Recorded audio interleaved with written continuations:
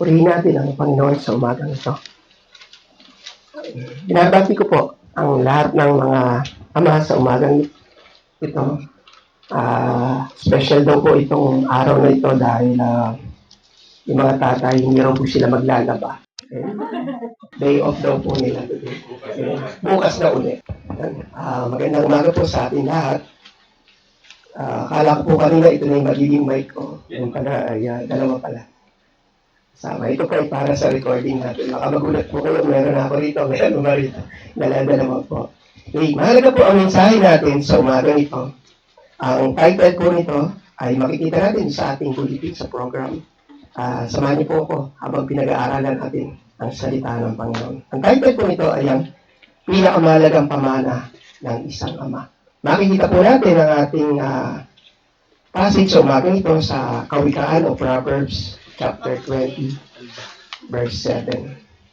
Basahin ko po sa English, tapos sa Tagalog po. The righteous who walks, ito po ay sa ESV version.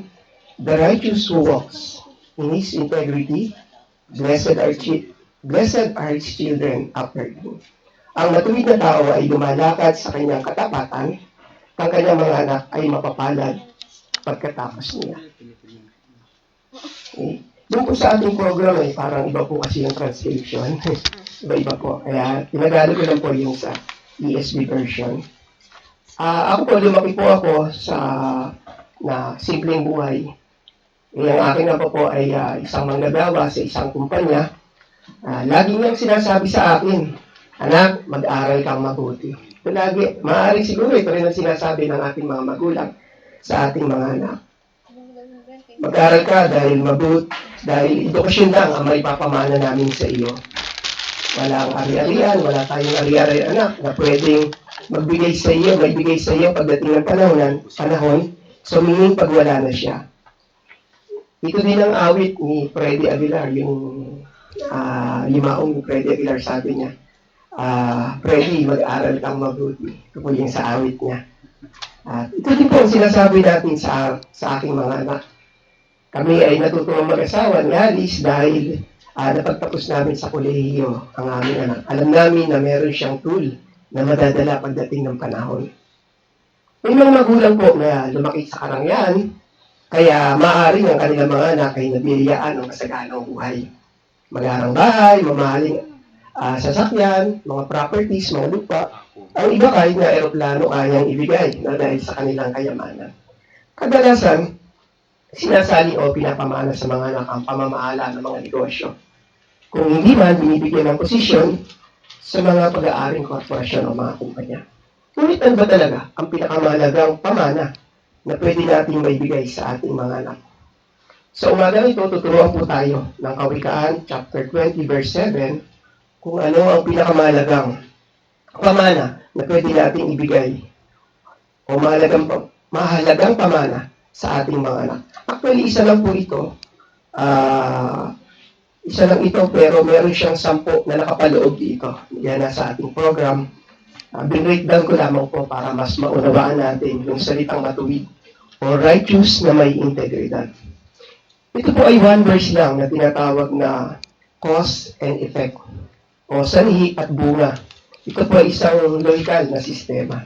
Ito po magiging tema natin. Ang cause o sanhi, dito po yung sa verse natin, yung paglalakad ng matuwid ng isang ama na may integridad. Dito po yung cause. Ngayon, ano po ba yung effect nito? O yung bunga? Dahil po sa paglalakad ng matuwid ng isang ama na may integridad, dito ay pagpapala sa mga anak o mapapalad ang mga anak. Ito po yung cause at ito yung effect. Bago po tayo magpatuloy, tayo po muna lumapit sa isang panalangin. Diyos na mga pangyarihan sa lahat, maraming salamat po sa sandaling ito. Tunay nga, O Diyos, na napakabuti mo. Dalangin namin, O Diyos, ang iyong patnubay habang inaaral namin itong Kawikaan chapter 20, verse 7. Ang aming dalangin sa Pangalan ni Jesus. Amen. Noong nakaraang Mother's Day, binibiro nga ako ni Brother Ray. Sabi niya, dapat 10 puntos din. Sabi ni Brother Ray, kasi 10 puntos yung binigay mo sa mga nanay. So, 10 point dapat. Sabi niya gano'n. Kaya lang yung verse nun, 21 verse. Ngayon, isang verse lang. So, medyo Wala yung zero. Wala yung siya. Hindi, meron. 10 pa rin pa. Okay. Tayo po ay magsimula. Suriin natin yung ating, pagpatuloy natin suriin natin, bulitin na para masundan natin yung mensahe. Okay. May mga katangian na nakasulat sa ating program na dapat natin ipamana sa ating mga anak. So una, ang matuwid na ama ay may relasyon sa Diyos. Ang matuwid na ama ay may relasyon sa Diyos. Ano ba ibig sabihin ng matuwid sa mata ng Diyos? Dapat ba lagi tayong tama? Dapat ba hindi tayo nagkakamali? Mga kapatid, we cannot have a perfect life in this world. Sabi sa James chapter 2 verse 10, sinasabi na kahit sundin natin ang lahat ng batas ng Biblia, basta't nilabag natin ang isa, nilabag na natin ang lahat ng commandment ng Panginoon. So isa lamang na hindi natin pagsunod.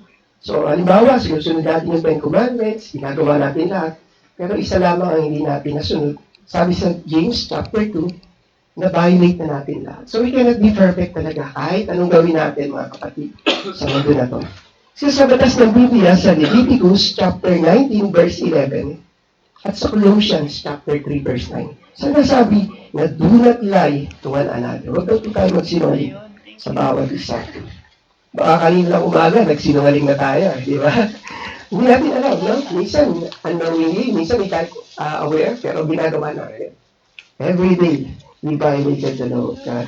Ang iba sinasabi na white light, ito, white light. Meron bang ganun?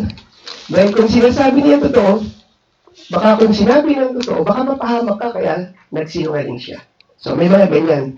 Kaya para maprotektahan daw niya, kailangan niya magsinungaling. So, yung purpose niya ay maaaring sabihin natin mabuti, pero yung paraan ay hindi pa rin tama. Sa Bible po, wala po nito. Ang itim ay itim, ang puti ay puti. Meaning, ang mali ay mali, at ang tama ay tama. Walang half-truth, walang half-lies. And every day we sin, mga kapatid. Every day we fail God. Yan po ang sabi sa Romans 23. But how can we righteous in the eyes of God? The context po, ang context ng word of righteousness sa passage na to ay having relationship with God. Bitin ko, yung context ng word ng righteousness o matuwid sa passage na ito ay having a relationship with God. Hindi pagiging perfecto, hindi paglalais na mamuhay ayon sa kalooban ng Diyos. Right now, ask yourself, am I living the will of God? Ako ba ay nabubuhay ayon sa kalooban ng Diyos? O yung mga bagay na gusto ko lang? Being a Christian, we cannot be righteous. If we live an holy life, and we are not holy, God is only holy. Mga kapatid, Diyos lang ang banal. But we are called to be holy bilang isang mananampalataya. Holy means set apart. Okay?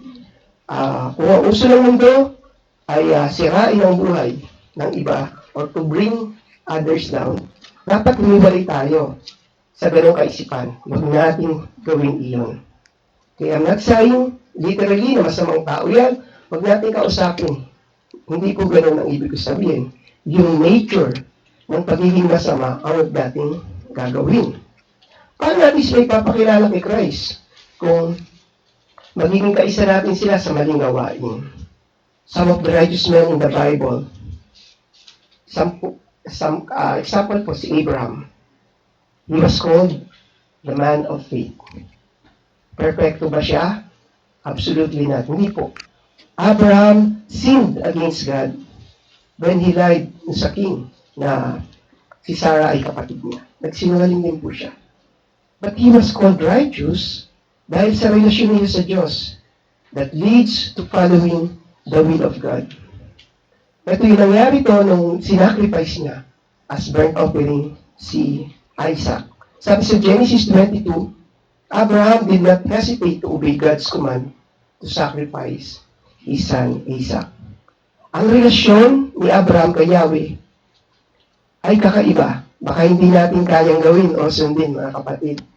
Pag pinagawa sa atin ng Panginoon, yung pinagawa ni Abraham kay Isaac, Baka masaktan lang ay anak natin eh. Baka hindi natin alam yung gagawin dito pag nadadapa. What more yung bibigay mo ito sa Panginoon.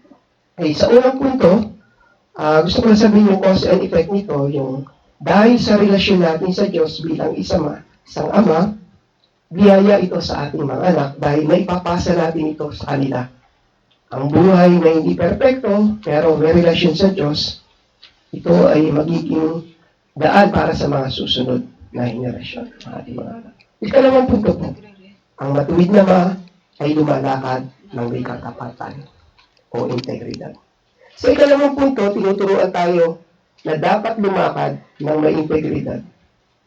Ito po ay nasa present tense. Ito nga, paglalakad. Ang salitang lumakad ay nagpapahiwatig ng pang-araw-araw na pamumuhay. Ito po ay lifestyle dapat, yung pagiging matuwid. Hindi ito minsan lang o gusto lang natin, o depende lang sa mood natin, depende sa mga kasama natin. We can be unholy when we are at some of our friends. But we can holy pagkakasama natin yung mga kasama natin sa church. No? Pero sa labas, hindi. No? Wala naman si pastor. Hindi naman tayo nakikita. Ngayon lang naman ito, para isang araw lang eh. But remember, God knows and sees everything.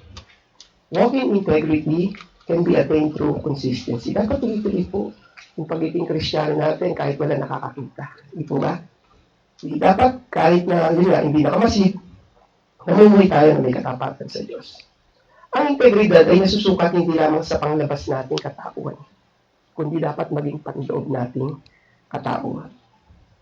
Dito sa ikalawang punto, yung cause and effect naman ito, dahil sa pumuhay natin, mga ama na may integridad, ito'y biyaya sa ating mga anak.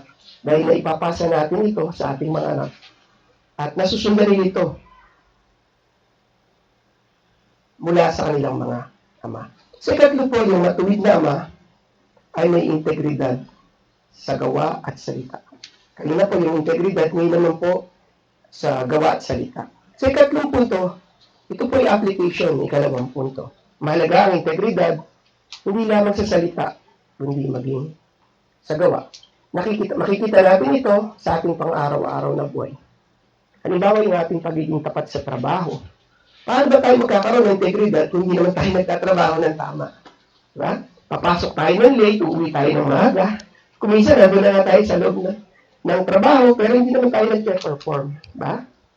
Pag nakarap ang boss, saka tayo gagawa. Pag nagbigay ng deadline, lagi tayo late mag-submit. Walang integridad sa ganitong sistema ng paghahanap buhay. As a Christian worker, we should be a reflection of Jesus Christ's character na makita yung integridad na hindi lamang sa salita, pati sa gawa. Ang integridad dapat ay makita din natin sa loob at labas ng ating tahanan. Dapat may integridad din tayo sa ating pamilya. We cannot make promises that we cannot keep. As a father, we need to be available para sa ating mga anak at sa ating pamilya. Dapat pag may problema ang pamilya, tayo ay nakaantabay. Pag may sinabi tayo, dapat ginagawa din natin. Maging ang ating pananampalataya. Mahalaga ang ating katapatan sa salita at sa gawa. Dapat ang buhay natin ay tama, mga kapatid. Hindi tayo naloloko sa kapwa. Huwag natin lipitin yung ating kapwa. Maging ito man ay mananampalataya o hindi. Dito sa ikatlong punto, ang cause of effect naman dito, dahil sa integridad natin sa salita at gawa, biyaya din ito sa ating mga anak dahil sa pagbuo ng kanilang sariling pamilya, maisasalamin nila na dapat ang integridad ay hindi lamang sa salita, kundi maging sa gawa. Yung apat po, 5, 4, 5, and 6, dahil pare-parehas po sila. Ang matuwid na ama ay mabuting halimbawa, ang matuwid na ama ay mabuting halimbawa, ang matuwid na ama ay halimbawa sa loob ng tahanan, at matuwid na ama ay dapat halimbawa sa labas ng tahanan. Halos magkakasama po, kaya pinag-isa ko na lamang ito. Pag-iisahin ko na lang po. Ang tatlong punto sa naglalarawan, pagiging mabuting halimbawa. Maging ito man ay sa loob at labas ng bahay. We should be a good example sa ating mga anak, mga kapatid, lalo na sa ating mga tatay. Karamihan sa mga anak, ina-idolize nila yung kanilang mga tatay, di ba? Kung anong kurso ng tatay. yung kinukuha ng mga anak, no? Parang it follows. Kung ang isang magulang ay laging nagwawala naman, pag nalalasing, so anong buhay ang inaasahan natin sa ating mga anak, di ba? Kung ito'y makikita nila. Kung ang isang ama naman ay nasa maling pamumuhay o nabubuhay sa mga illegal na gawain, anong inaasahan natin sa ating mga anak? Di ba? Kung ang isang ama ay violente, anong inaasahan natin sa ating mga anak? Kaya nga may mga bullying anak eh. Dahil may pinagdadaanan sila sa kanilang pamilya. Ang mga batang ito hindi nakakatakot mga kapatid. Hindi nakakaawa sila. Dahil sa violence na kinalakihan nila, akala nila ito na yung nagiging normal sa buhay. Mahalaga din na makita sa ating mga anak na babae na ang pipiliin nila mapapangasawa ay reflection din ng kanilang ama na isang mabuting halimbawa. Sa mga magulang, dapat pag nagtatalo o may mga disagreement tayo, we should talk privately para makasanayan ng bata, makalakihan. Hindi dahil sa tingin mo tama ka, sisigaw ka, at maging mga kapitbahay, maririnig ka, di ba? Okay. Problem and you should talk and discuss privately. You should settle things in class up. Ay, hindi dahil tumatahimik ka, ay you are defeated. Maging malawak lang ang iyong kaisipan at disposition. Things should be settled and deal maturely. And when making decisions, always consult God. Every day, always consult God in our decisions. Paano tayo magiging halimbawa sa labas ng tahanan? Una, dapat tayo maging ilaw at asin ng mundo. Sabi sa John chapter 8, verse 12, ako ang ilaw ng sanlibutan. Ang sumusunod sa akin ay magkakaroon ng ilaw sa kanyang buhay at di na lalakad sa kadiliman.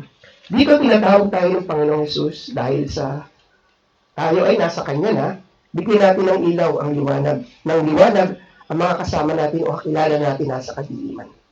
Nang sa gayon, madala natin sila sa Panginoon. As we walk in our lives, and our daily lives, it is important that they will see Christ in us. Makita nila si Kristo sa atin. Huwag po tayo sasali sa mga maling gawain. Huwag po tayo sa mga illegal na gawain, kahit maganda po ang lalim nito. Ang story na ni Robin Hood, kung makikita natin, di ba? Ay hindi mabuting halimbawa. Ang magnanakaw para ipamigay sa mahirap, hindi po tama. Piliin natin na gumawa ng mabuti sa tamang paraan. Madaming paraan para tumulong sa kapwa mga kapatid. At ang ating pagtulong dapat ang mapuri ang Panginoon. Hindi po tayo. Dapat makita sa atin bilang mananampalataya na sa gitna ng isang unos ng buhay natin, na may mga problema, tayo ay nagtitiwala kay Kristo. Lahat tayo mga kapatid, may mga silent battle. But we should trust Christ in all our worries. Yung mga troubles natin, mga complication, dapat itaas natin ito sa Kanya. Tandaan po natin, walang makalaking problema sa Kanya. God is bigger than any of our problems. Sabi po sa Psalm chapter 55, verse 22, cast your burden on the Lord, and He will sustain you. He will never permit the righteous to be moved. So in all our problems, God is sustaining us. Sometimes, we just don't see it. Dahil tinitignan lang natin sa pananaw natin. And God, rich in mercy, gumagalaw siya mga kapatid. At hindi natin abot yung kaisipan ng Panginoon. And as we trust God, dapat makita natin ito sa ibang tao. Dapat makita sa atin ito ng ibang tao. Sa gitna ng mga pagsubok, tayo ay dapat kalmado at nagtitiwala sa ating Panginoon. It sends a message to others that there is something special. At tatanong tayo, no? Sa halimbawa, mayroong mga problema at tayo nagiging remain calm. So, tinatanong tayo, bakit may pinagdadaanan ka, kapatid? Brother, pero parang sa tingin ko, kayang-kaya mo lang. Diba? Nakikita sa atin. Dahil nagtitiwala tayo sa Panginoon. So, nakikita tayo nito at yun ay isang paraan para ma-share natin si Christ sa kanila, yung kabutihan ng Panginoon. Dahil dapat hindi niya tayo pabayaan at kanyang alagaan. Dahil alam natin na hindi niya tayo pabayaan. Pamana natin ang ganitong kaugalian sa ating mga anak. itanim natin mga kapatid sa puso nila na dapat makita nila sa atin ang isang mabuting halimbawa. Hindi lamang sa trabaho, kundi maging sa pamumuhay natin bilang ama. Sa ika-4, ika-5, ika-6 na punto, yung cause and effect nito, yung pagiging mabuting halimbawa, ito'y biyaya sa atin, mga anak. Dahil sa pagbuo ng kanilang sariling pamilya, nasasalamin sa atin na dapat ang isang ama ay huwaran at mabuting halimbawa, hindi lamang sa loob ng kanyang bahay, kundi maging sa labas ng kanyang tahanan. Ika-7, mga kapatid, okay? Ang matuwid na ama ay marunong tumanggap ng pagkakamali. Bilang isang ama, dapat alam natin na hindi tayo laging tama. Sometimes we cross the line sa mga asawa natin. Minsan hindi tayo nakikinig, di ba? So natin lagi tayong pakikinggan. Ganun din naman yung mga asawa natin kung minsan na dumarating din yan. Kaya nga communication di ba? It is a two-way. Dapat somebody talk. When somebody talk, dapat yung iba nakikinig. Somebody listen. We do not do something or hurt our spouse. Okay? Or kung nakasakit tayo, dapat tumigil rin tayo ng patawaran. Even for our children. Pag nagkamali tayo, we ask for forgiveness. Ang paghingi ng tawad sa anak ay hindi kahinaan, kundi kalakasan. This is a class act. Because this is not easy. Lalo na pag pride ang umiral sa atin. Ito ay pagtutuwid ng may pag-ibig, mga kapatid. Maging sa ating trabaho, kung tayo nagkakamali, mahalaga na humingi tayo ng pagpakumbaba o tawad. Kung minsan tayo ngayon mali, pinipilit pa rin natin yung sa atin, di ba? And when it's talking to fathers, this is to all, no? Lahat sa kanatan ko. So, instead of rise, we should be humble by accepting our mistakes. Because it will reflect to our character. Mga kapatid, hindi po mababawasan ang ating pagkatao sa paghingi ng kapatawaran sa mga nagawa nating pagkakamali. Sa ika-7 punto na ang cause and effect nito dahil sa marunong tayong tumanggap ng pagkakamali, again, biyaya ito sa ating mga anak. Dahil natatransfer natin ito, ang ganitong pag-ugali sa ating mga anak ang pagtanggap ng pagkakamali. Number 8, okay, matuwid na ama ay hindi sumusuko at matatag. Ang matuwid na ama ay hindi sumusuko kahit mahirap ang buhay. Dahil alam niya, may Diyos na laging nakaantabay sa kanya para siya ay palakasin. Sa panahon ngayon, nababasa natin o napapanood natin sa social media na may mga nagsuicide, no? Dahil sa, ba? Na nagsuicide sila dahil hindi na nila nakakayanan yung hirap ng buhay. Yung mga hamon sa buhay, hindi kinakaya. Totoo naman na hindi madali. Mahirap talaga, lalo na sa mundo natin, sa panahon natin ngayon. Walang libre, no? Lahat paghihirapan mo. Diba? Wala kang, kagaya sa province, pwede kang mangingi sa paligid, mga gulay. Dito sa Manila, lalo na, mahirap talaga. So, we battle talaga rito everyday dito, nakikipaglaban tayo. Ngunit tandaan natin, meron tayong Diyos na malaki sa kahit anong problema natin, mga kapatid. At tayo ay may pananampalataya sa gitna ng mga pagsubok na to. Bilang ama, may struggles din tayo sa ating mga anak. Nakikita natin ang kanilang paglaki. Tinuturo natin sa kanila ang tama. Nakalakihan na nito, maging sa simbahan. Pero pinipili pa rin nila yung mali. Ito ay isa sa malaking hamon ng mga magulang. Pag patuloy silang nagkamali, mga magulang ang sinisisi. Diba? Pagka patuloy sila, nanay kasi niyan, no? Lagi, sa mga nanay o sa tatay ang sisi. Hindi kasi yung pinalaki ng tama. Diba? Magaling lagi sinasabi, kaya ito ay isang hamon. Hindi lang sa mga ama, kundi maging sa mga ina rin. Huwag tayong susuko sa magitan ng pagdarasal at pagpapaalala sa kanila kung ano ang biblical way of disciplining our children. Sa ika-8 punto, ang cause and effect nito dahil hindi tayo sumusuko at naging matatag, again, biyaya ito sa mga anak natin. Dahil natatransfer natin ang ganitong ugali sa ating mga anak. Ang pagiging matatag at hindi sumusuko sa mga pagkakamali. Number 9 po, ang matuwid na ama ay marunong magdasal. I'm sure lahat ng tatay dito marunong magdasal sa light field. Okay? We should lead, brothers and as a father, we should lead our family into prayer. Dahil yan ang trabaho ng ama. Okay, as a father, we should rely on the providence of God. Before taking the food, di ba, bago tayo kumain, ang tatay dapat na maglilid ng prayer. No? We should pray and rely on God's strength and not ours. Panalangin natin araw-araw mga kapatid yung ating pamilya, lalo na yung ating mga anak. Dahil paglabas pa lang nila ng bahay, may nakabang ng panganib na they are in danger talaga. Yung mga anak natin. Napakagulo ng mundo ngayon. Pagdasal natin na hindi lang ang kaligtasan sa kapamakan, pagdasal din natin ang spiritual nilang buhay. Okay? Dahil hindi habang panahon kasama natin sila, ngunit ang kanilang spiritual na buhay ay panghabang panahon. We should always be thankful to God in whatever circumstances ng buhay. Kung minsan, yung prayer natin hindi sinasagot agad dahil mas magandang plano ang Diyos para sa buhay natin. Sa ikasyampu na punto, ang cause and effect nito dahil tayo, mga may nagdarasal, biyaya, again, ito para sa ating mga anak, dahil natatransfer ang ganitong pag-ugali ng ating mga anak, ang pagiging madasali sa ating Panginoon. At ang huli, mga kapatid, matuwid na ama, ang matuwid na ama, ay haligi ng espiritual sa kanyang tahanan. Aside from leading our family sa prayer, we should also lead our family to Christ. Hatid natin sila, mga kapatid.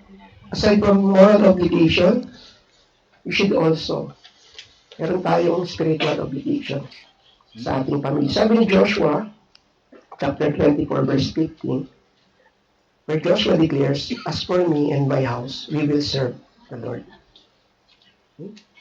Father should be leading his household in serving the Lord. Tayo po, mga tatay, ang mag-lead sa ating pamilya. Sa Ephesians chapter 6 verse 4 at Proverbs 22:6, sinasabi the importance of father nurturing their children's faith and guiding them in the way of the Lord. So what does it mean of guiding them in the way of the Lord? It includes leading your family into devotions. Okay? May family devotions po ba tayo sa mga bahay natin? Dapat mga kapatid, ang mga ama ang nag-lead ng family devotion. Dahil itong sinasaad ng Biblia. Siguro, we can ask the elders sa camp, pagdating sa camp, na i-train. Kahit na basic lang, yung mga tatay na mag-lead sa kanilang bahay sa mga family devotions. Reading verses, para maganda ito sa pamilya. So, siguro, isama natin, include natin sa agenda. The father is leaving the family to go. The father is leaving the family. Commonly, yung nanay yun. Commonly, yung nanay. Namin before. Sa nanay namin yun. Pagising na kayo. Nanay namin yun. Kayo na kayo. Diba? Nanay dati. Ang dadala sa family. Dadala sa family. Dapat ang tatay ang magdadala sa family. Dapat ang tatay. Tatay ang una magigising. Siyang part na magpiprepare para sa pagpunta sa church. Ililig niya yung family. Ililig niya yung family. Ito yung isa sa mga dapat na church. Ito yung isa sa tutunan. So, ba't tayong ama dapat ang mag-lead? So, dito sa ikasampung punto, yung cause and effect nito, dahil tayo ay sa ating tahanan, ng spiritual sa ating biyaya ito sa mga anak natin. Dahil natatransfer ito sa susunod na generation, yung mga susunod na generation. Maaaring yung mga anak natin gawin din. Maaaring yung mga anak natin generasyon sa mga susunod na generasyon. Mga kapatid, ang ating pagtatapos, ang mensahe sa umagang ito ay higit na mahalagang pamana sa kahit ano pang material. Ang material na mundo ito ay ang pagiging isang matuwid. Dahil nakapaloob dito na dapat ang isang ama, una, ay may relasyon sa Diyos, yung nasa bulit ng atin. Number 2, lumakad ng may katapatan, may integridad sa kanyang gawa at salita, mabuting halimbawa sa iba, halimbawa sa loob ng tahanan, ng halimbawa sa labas ng tahanan, marunong tumanggap ng pagkakamali, hindi sumusuko at matatag, marunong magdasal, at ang higit sa lahat ang haligi sa pagiging espiritual sa kanyang tahanan. So, umagang ito, yung mga tatay natin, appreciate natin sila habang pwede. Let us appreciate our Father let us appreciate our Father. They might not be perfect, we might not They be might not be perfect. perfect, we might not be perfect. Hindi rin kami forever nandiyan. Hindi rin kami forever na So, nandiyan. often nga sa we are Often misunderstood, nga sa we are but misunderstood, but they also need love like you. Love they and also care. need love. Bawat isa, Love and care. kaya ng pagmamahal niya, Kaya ng pagkaroon pagmamahal niya. sa inyong lahat. Pagkaroon. Again, happy Father's Day po. Maraming Again, salamat. Father's Day po. Maraming salamat.